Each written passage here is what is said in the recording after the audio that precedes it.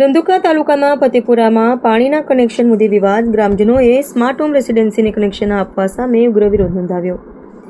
અમદાવાદ જિલ્લાના ધંધુકા તાલુકાના ફતેપુર ગામમાં પાણી પુરવઠાના મુદ્દે ગ્રામજનો અને સ્માર્ટ હોમ રેસિડેન્સી વચ્ચે વિવાદ ઊભો થયો છે.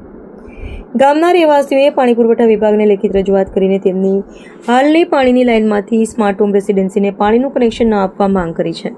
ગ્રામજનોના જણાવ્યા અનુસાર હાલમાં ગામમાં મળતું પાણી તેમની જરૂરિયાત મુજબ પૂરતું છે, પરંતુ જો હાલની લાઇનમાંથી સ્માર્ટ હોમ રેસિડેન્સીને નવું કનેક્શન આપવામાં આવશે તો પાણીનું પ્રેશર ઘટી જશે. તેના પરિણામે ગામના લોકોને પૂરતું પાણી નહીં મળે અને પશુઓ માટે પણ પાણી અછત સર્જાઈ શકે છે.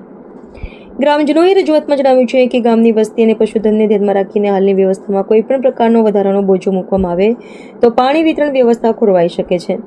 તેથી ગામના હિતને ધ્યાનમાં રાખીને સ્માર્ટ હોમ રેસિડેન્સીને અલગ અલગ વ્યવસ્થા હેઠળ પાણી પુરવઠો કરવામાં આવે તેવી માંગ કરવામાં આવી છે.